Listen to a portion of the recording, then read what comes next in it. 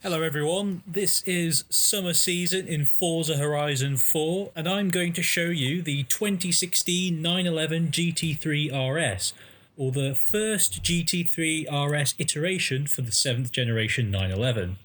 This is one of the many cars I haven't driven at all, so in this review the plan is to drive this car stock and then see how we can push its characteristics to full potential and then showcase its best self. So why have I picked the GT3 RS? I guess there's a few reasons here. First of all, it's the summer season in Forza Horizon 4, and summer is not just the season of supercars, but also the season of sports cars and their track-oriented brethren. So summer season is the optimal season really for exploring and exploiting the performance limits of the GT3 RS that we've got here today. As for why I like the GT3 RS and the 911, I was a kid who grew up in the 2000s and I mainly looked up to Ferraris and Mercs and that kind of thing. I was aware of Porsches, but that's kind of it. So then came 2005, and I'm sure many of you remember Need for Speed Most Wanted. And one of the cars in that game was the 996 Turbo, or the 911 996 generation Turbo. I remember winning that car. But it was really the Top Gear review where they reviewed the 996 GT3 RS. And, you know, when I saw it, I was just completely enchanted by the unorthodox red alloy wheels and the white body combo, and even those decals, actually, as well as the rich-sounding 3.6 litre flat-six naturally aspirated engine. So I went back to Need for Speed Most Wanted and completely kitted out that turbo that I had and just completely opened my heart to it. When I grew older, I understood and admired the dynamic prowess of the 911 clan. And that's kind of really where my 911 affinity originated. But more recently, I've been hooning my turbo model, the 991 Turbo, and I just thought I'd love to try a naturally aspirated and two-wheel drive version of this generation of 911. And so here we are, so let's go cruise around in this. So we're in the Series 1 version of the 991 generation of the GT3 RS. So this was released just after the GT3 model. In terms of model placement, the GT3 RS is kind of the racer for the road edition of this range. It sits above the Carrera S, the GTS and the GT3, but it sits below the Turbo and the GT2 RS flagship car. So it's in the middle with regard to power in terms of the range, but it's one of the lightest in the range, only 1,420 kilos curb weight. So that's kind of ideal for its road racer philosophy. So while as the GT3 gets a 3.8 litre naturally aspirated flat six, this has a 4 litre version of that same engine, obviously bored out. It gets some racier aero, a roll cage, some lightweight door handles, various carbon fibre gubbins, and a PDK only gearbox for added haste. So the 991 as a generation was the first 911 to have a largely aluminium construction. It was also the first to have an electric steering setup to cope with the ever more stringent emissions compliance that we always keep hearing about. The 911 fan base did actually complain about the reduced steering feel compared to a hydraulic setup of old. This was obviously put in place to improve fuel economy, but I'll be honest, I will not be able to notice either improved fuel economy or reduced steering feel, because this isn't the real deal, I'm afraid. So the GT3 RS has a 4 litre naturally aspirated flat six. As I mentioned, it's the bored out version of the 3.8, and it develops a healthy 493 brake horsepower at 8750 RPM. And 339 pound-feet of torque at 6250 RPM. It's rear engine, rear drive, making it as pure as a 911 can get. Especially important for this lightened race-derived version, and it weighs in at just over 1,400 kilos, like I mentioned. Transmission is a 7-speed PDK, and it's the only transmission option, though it does help haul the RS from standstill to 60 miles an hour in a little over 3 seconds, and onto a top speed just over 200 miles an hour. In Forza Horizon 4, this car is in rank S2, kind of just in the entry level bit of S2 at 904 PI, and it's in the track toys category. It's joined by the likes of the Jaguar XKRS GT, the Aston Martin Vantage GT12, the BMW 4 GTS and those kind of cars.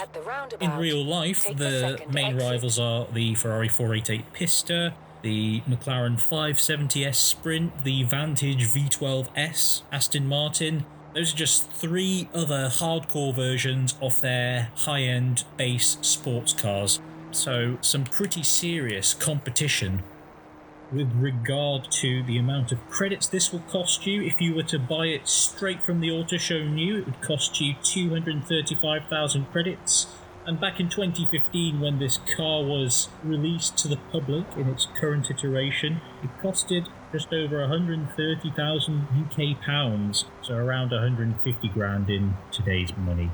Now, with that all in mind, let's see how the RS drives in stock form before we tune it to its full potential.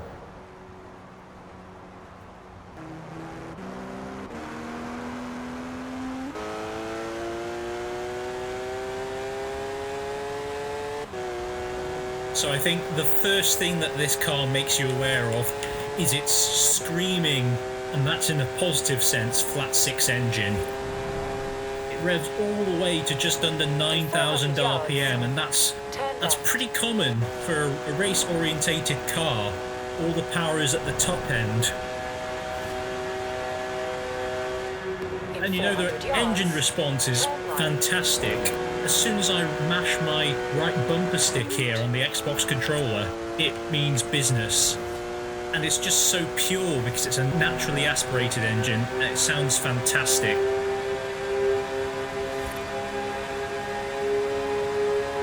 That's kind of one of the reasons I got into the 911 in the first place. It's a more interesting engine sound. So the sound is definitely there, and I don't want to corrupt that. It's got quite a lot of grip actually. It tends to, at corner entry, it's almost not understeering, it's fairly balanced. On the way out though, if you're sudden in your manoeuvres, it will try and kick its tail out. I'm not the most experienced driver, so I have the stability management plug-in on, but I'm sure if that was off, I'd be throwing myself into trees like most people did with their old 911s. But this is definitely on the side of handling balance for sure, and it just grips and grips and grips, thanks in part to its really wide rear tyres. But I can really feel the lightness of this car, especially compared to the turbo, which, it means business and it just thunders along, but, I feel this is better in the turn-in just because there's a couple of 100 kilos less weight to lug around. That it's met its objective so far. The grip is really, really relentless. Until I understeer into a corner like that, obviously. This car gives me a lot of confidence to kind of throw around. 911s are pretty good in that respect, but this just adds an extra dimension to that. It's fantastic. And it doesn't feel too twitchy either. There's lots of race cars that, well, they are designed for race drivers after all, who can handle the twitchiness and can actually settle them down. But this is still very approachable, and that can really inspire confidence in your driving abilities, and its abilities, he says while he takes out a civilian. And I'm sure a lot of people will criticise Porsche for throwing away the manual option for the RS model. The GT3 model has the manual, but this is the RS version, which is more unhinged, more for the racetrack. And you know what? This PDK is just so responsive, and that's ultimately what you want on a racetrack. It's not driving fun that will win you races. It is all about the speed and the precision of your setup, and it is fun, to just go up and down gears like I am now. But the manual has its own place, and its place, unfortunately, is not in the RS. Now, what do I make of the styling of this car? Well, I am kind of biased because I already like the 911. I just admitted to doing so. Ooh, we don't want to go on mud. This is the race-orientated version. I'm a bit boring when it comes to how I like the styling of my cars. I'm more someone who likes discreetly handsome cars compared to kind of outrageously designed. I've kind of moved on from outrageously designed cars. I've moved on from, you know, my childhood. But we need to remember that this is sort of a road racer, and it has to kind of look a bit outrageous. The spoiler is obviously for aerodynamic downforce purposes, and I didn't actually buy this car in this colour. It was at an auction and it was purple.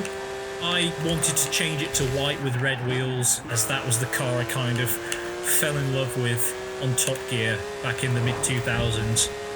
For a race car, I think this looks pretty good. It's not as beautiful as a Jaguar XKRS GT or the Aston Vantage GT12, but this is certainly not a bad looking car. It's striking. And I wouldn't call it vulgar either.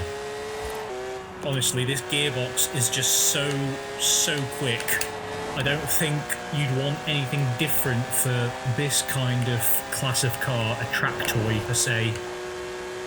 In terms of predictability, this car responds how I expect it to, and yes, that is to do with the stability management. A downside of the rear engine, rear drive layout is, of course, you've got your weight centered around the back, and that gives you almost a pendulum effect, a moment of inertia. And part of the reason I'm driving it in the summer, as opposed to, you know, autumn or winter where there's more precipitation, is because it won't throw me into a tree.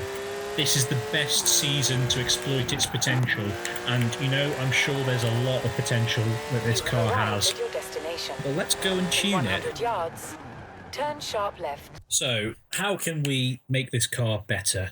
So I think its strong points are certainly the grip, the predictability, the handling setup in general, the gearbox, and this isn't a weakness. This definitely isn't a weakness, but it's an area to improve on. In relative terms, I think this car could do with more power, and that will really improve the driving experience. It won't just improve the acceleration, the, I guess, lap times, but it will make it a more exciting car to drive, and that is the whole purpose of a sports car. It's to be exciting, to be engaging to drive, and this is a track toy after all, so I think we could actually take away some weight. This isn't a regular 911. This is a GT3 RS, which is more a track-orientated car. So maybe we can get rid of some weight. I didn't consider doing this before because I'm pretty, I guess, weird with my cars in Forza. I don't apply weight reduction, bro, because ultimately this is a car that someone drives in. And yes, it's a video game. The avatar, the drive tar doesn't have any feelings or care about comfort and whatnot, but you know, it bothers me secretly if this car were to lose features. But this is a race car, so I'm happy to take away some weight and we can give it more power. That way it will be more of a track toy car, and that's its philosophy. And although this car had a fairly its tyres at the back were wider than they were at the front, I've sort of reduced that difference in tyre width because there is a lot of grip, but I am driving with stability control on, and I do want it to try and just a little bit kick its tail out. Obviously, the stability management will step in and mitigate that, but I need it to oversteer just a little bit more, or have more of that tendency.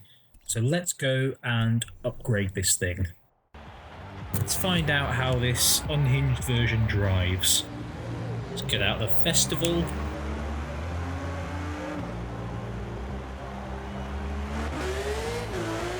And that power's just, wow.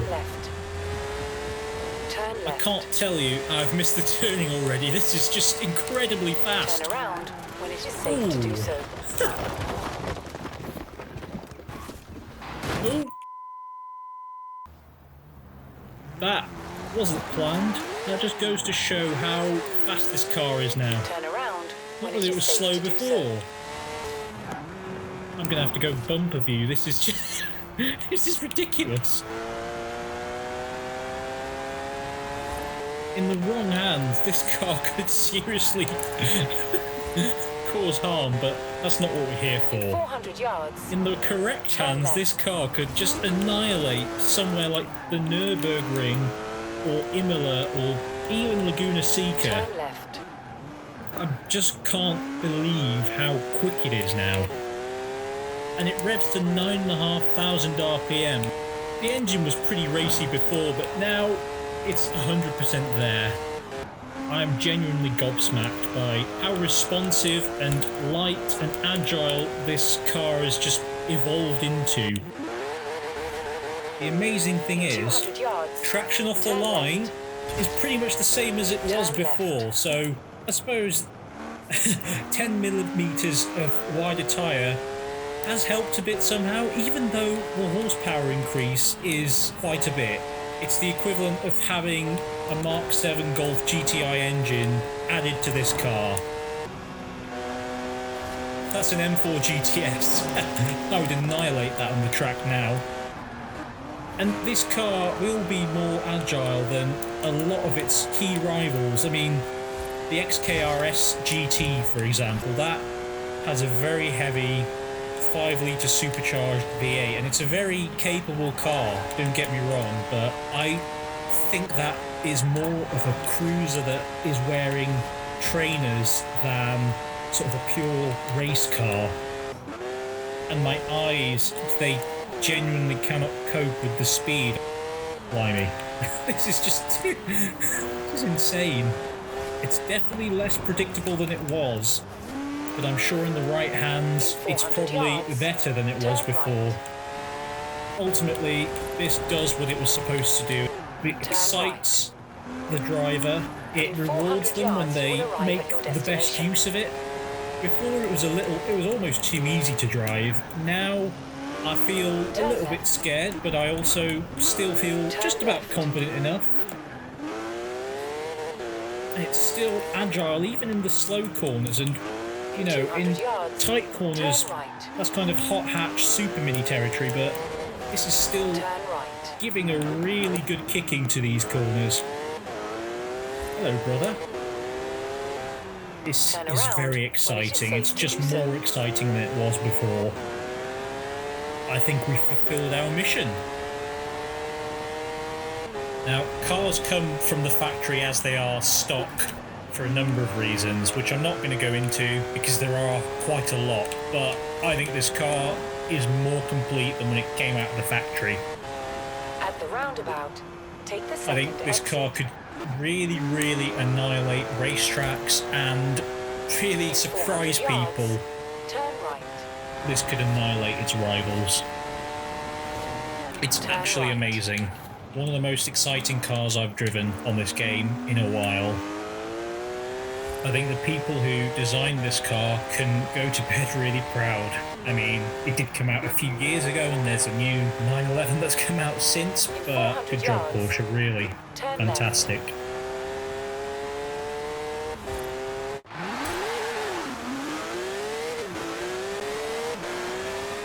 So where does this leave us? At the beginning, we had a very capable car that was something to worry about already, regardless of its track toy status or not. Fantastic engine, very good balance handling, oodles of grip, slightly on the safe side, which in a way means it's doing a good job of getting you from point A to point B as quickly as possible. But after the tune-up, we gave it a lot more power, threw away lots of weight, and it's the same car but dialed up to 11. And that just made it far more exciting. It was exciting enough before. That raucous engine now has 710 horsepower and it's sort of midway in the S2 category. Not far off from the, you know, the Chirons and the Pagani Huayras and LaFerraris. And that's kind of amazing. I think in terms of price, in the game obviously, you've got a fairly good proposition because it is more on the expensive side in the track toys category, but it does make up for that with its power and superior class-leading driving dynamics. It's a very easy car to drive. I know that having driven a Corvette ZR1, that's more on the Larry side, and that's good. You know, that will float some people's boat, but not everyone's. The 911 GT3 RS does a really good job of flattering the driver, but reminding them of their place. It's definitely one for your next road or street race. You can take this rallying if you want, but you're better off not getting a race-orientated car for that. Ultimately, I think this car does what it says on the tin, and that is to deliver nauseating excitement. I can't imagine what it would feel like to drive this car in real life. It made my eyes hurt just driving it virtually. It's just awe-inspiring. Now, if I had to pick a song, a piece of music that really described the vibe I felt while hooning this car in Forza Horizon 4, it would be Genesis by Justice. That's from the 2007 Cross album.